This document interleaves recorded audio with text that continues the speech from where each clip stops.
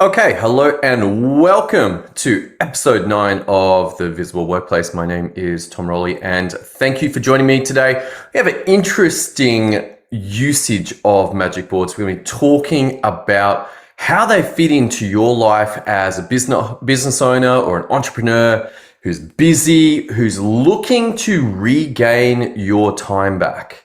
And a couple of months back, I was faced with a situation where I was looking for a new mentor for a particular problem. And I came up with these two gentlemen. On one side, we had James Kemp, and on the other, Dan Martell.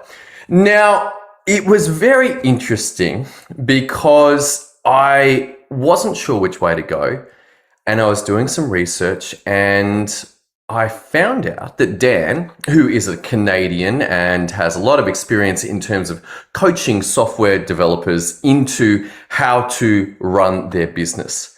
And just for some context, James Kemp on the other side was like, hey, I know how to sell without sitting on sales calls all day. And I was like, okay, very attractive James, very attractive Dan. And I went to Dan's site and found out he had a book. Had a book called Buy Back Your Time. Buy Back Your Time. Did it do on the cover what it said it do? Yes, it did. Yes, it did. Amazingly, he was like, hey, here's a problem that you could run into. And that is that you keep hiring to grow the business. And the business gets bigger and bigger and bigger. And the requirement on you becomes more and more and more. He's like, no, don't do this. Don't do this. Instead, hire to buy back your time. And there's a whole bunch of principles in there. It's a really good book. I highly recommend you do it. It lists out the first 5 hires that you should get. And Dan goes in depth about how to get rid of the work that you were doing. It's called Buy Back Your Time because essentially it's going to be like, hey, this is what you were doing and now you need a consistent way to hand that over to another person. How are you going to do that? And this is well worth considering because if you cannot hand over your work, then you are trapped. You are trapped doing the same work over and over. You're the one who knows how to do it. You're the one that's responsible for it. And so it is very easy to end up taking on more and more and more. And suddenly you go from 30 to 40 to 50 to 60 to 70 to 80-hour weeks, stressed, not seeing family, not seeing your kids, maybe making more money, maybe, but probably not because it's highly likely that you've become a bottleneck in your business. So let's have a look at what Dan has to say. He is a SOP devotee. That's what came through for me. When I was reading the book, he's like, okay, what we're going to do is we're going to look at what you do and we're going to hand it over. Particularly using video. And I'm a big fan of this. This is like, okay, great. Speaking my language here. Here is how I do something. Video, and hand it over. Now, his next step was for people to document that into the standard operating procedures. And hallelujah, off you go. Now you've got the instructions for that person that's doing the work, but also if they leave, if they get elevated in the business, then guess what? You've still got the instructions. They're also editable, far more so than a video. But his process was quite clear. It was take a video of what you do and then hand it over. And therefore, you will be able to get somebody else to consistently do what you were doing. Now, there was a second usage case that he spoke of. And that is instead of videoing what you are doing, instead demonstrate the results that you're getting or that you want. Hey, I want this result. Not really attached to how you get that. All I want you to do is make sure you get those results. Again, able to do it with video or potentially writing it down. It's going to work just fine as well. But these two methodologies were very close. to my heart. I recognize them. I'm like, oh, hey, check it out. Check it out. So in the first part, the handing over of the processes was a documentation of the top part of a magic board that essentially is like, here is what to do. And yes, there's an art form to how you set that up. Do you set it up as one long list of instructions, or do you set it up as here's some big steps and then here's some smaller steps if you need more guidance? Here's some links to a template to use or a form to use. But the overall concept was that, hey, here's a bunch of things to do. And as I said, this is the top part of a magic board. And then on the other side, when Dan is saying, hey, these are the results that I want, guess what that is? Hey, you got it. It's the bottom half of the magic board. It's like, hey, here's the results. And let's take these two scenarios individually. How would you fill them in to complete the total magic board? Well, easy enough. Let's go to the processes. You've got the processes, and as you do that work, there will be results that are created. If I make a hamburger and follow the instructions with the bread and then the meat and then the cheese and the lettuce and the tomato and the sauce and the top, I got a hamburger. The processes led to a result. And so if I have documented for somebody else what the processes are, then they can look at what the results are going to be. What does that work produce? And we document it. Now, some work will have intermediate steps. Let's take a different example. Oh no, let's run with the hamburger. Okay, so let's say that I upgraded. I took the fries option. Do you want fries with that? Do you want a Coke with that? I'm like, yeah, I do. Give me a hamburger, give me some fries, and give me a Coke. Now, the final result of that order is those three things: a hamburger, some fries, and a Coke. But each of those may need to be produced intermediately before you get to put them together. The hamburger we just saw had about 5 steps. Cook the burger, cook the meat, put the cheese on, put it all on the bun, lettuce, tomato, sauce together. One hamburger. At the same time, we're probably, hopefully, producing the fries.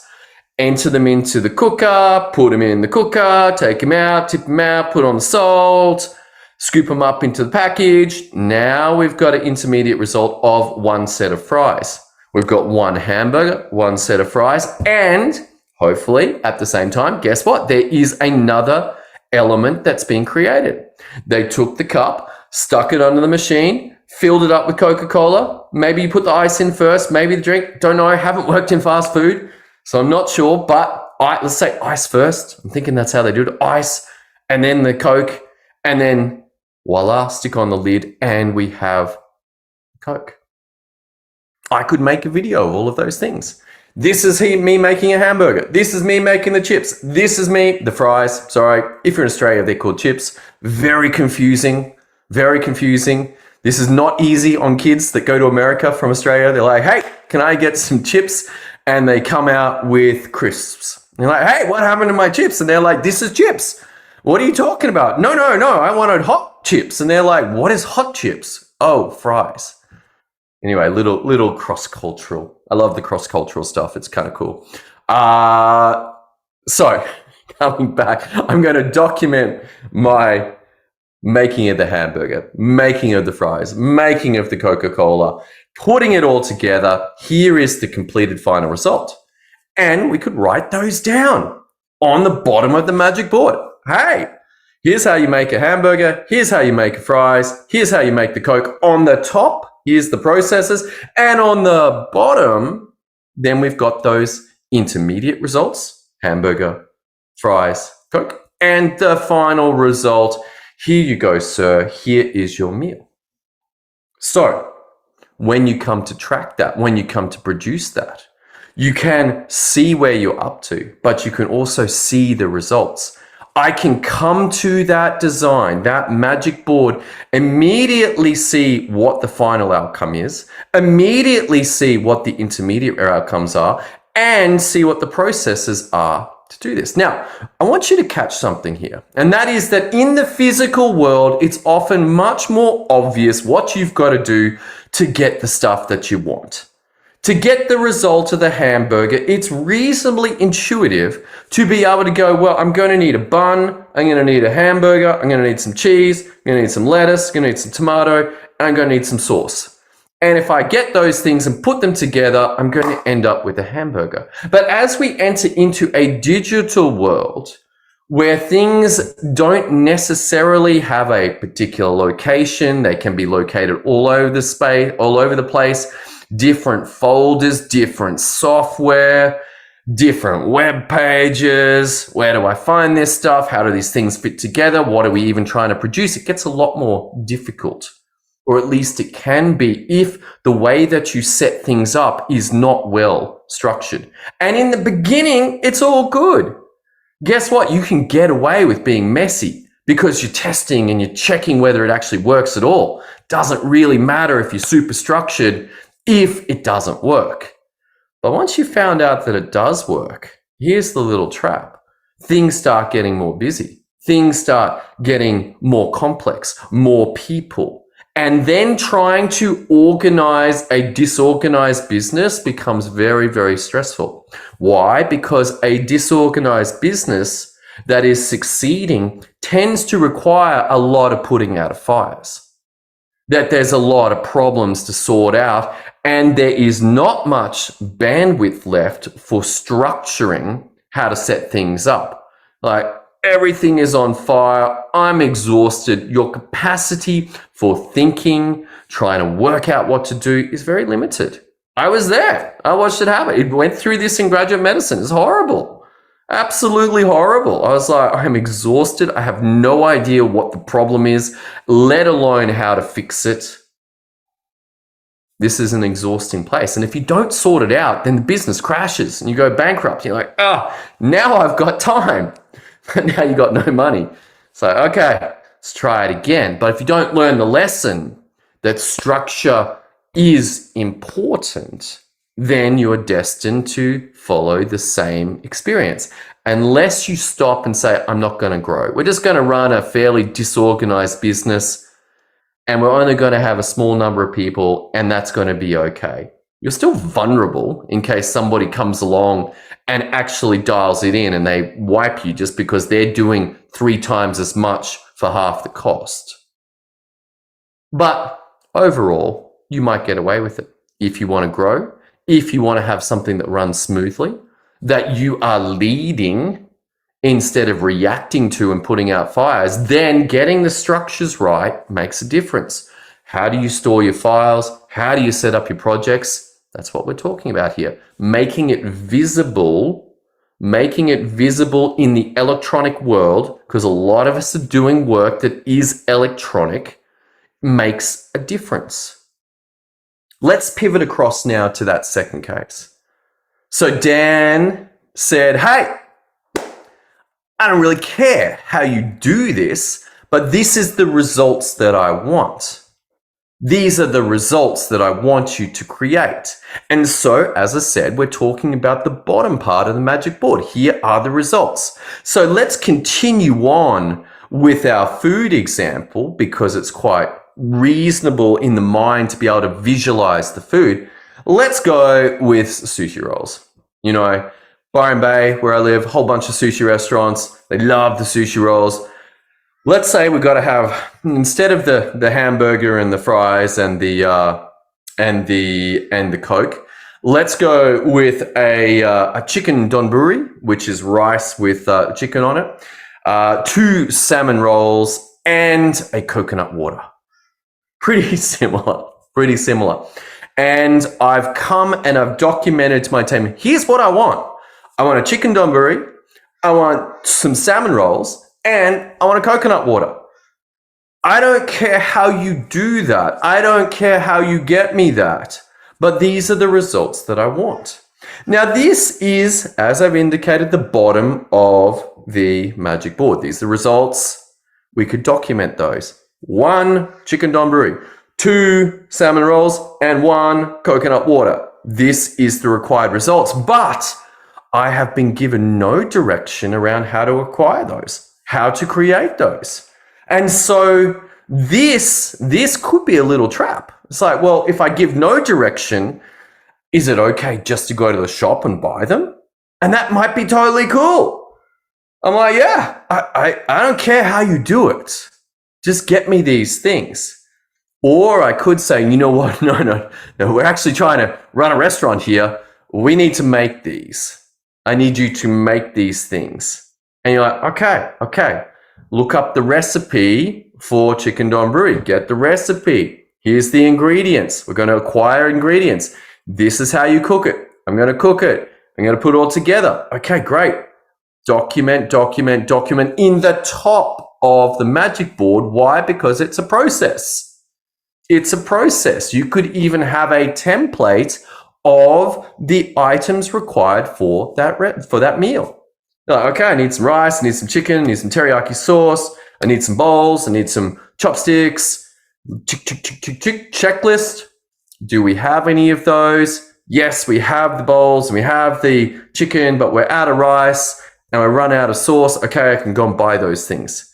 So we've got a checklist to compare what we need, fill in the gaps, then follow the recipe, create the chicken donburi. Wonderful. Okay. What about the salmon rolls? Okay. Whoa. Okay. Salmon rolls. What do we need? Well, again, we've got ingredients that I need.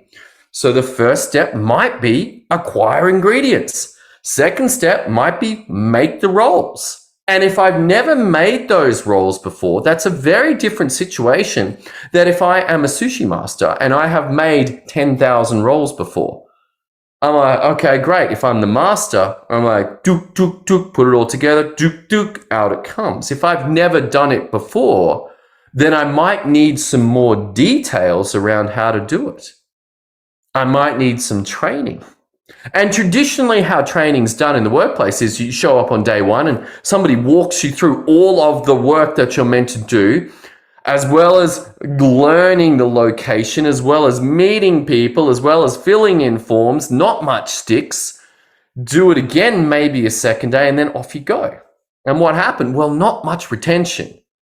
And then there's errors and there's problems and there's questions. And so they have to ask, and it's a slow process.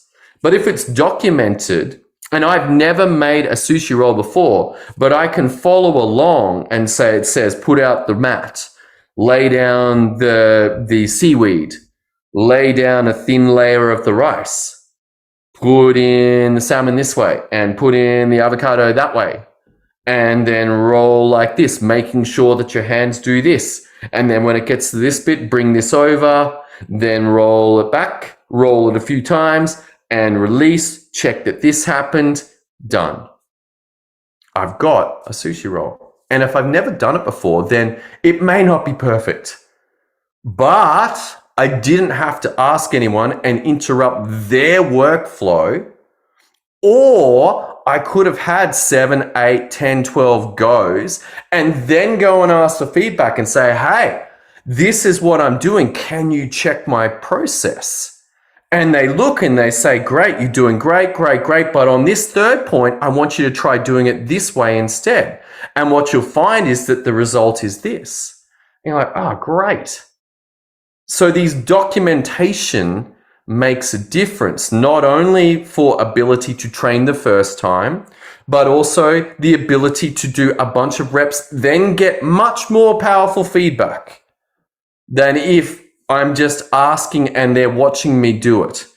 Yes, you did it. No, do it this way all the time. They're not working, costing you time and money while they're not working, as opposed to someone who can watch the video or follow the instructions and actually practice, look at the results that they're getting.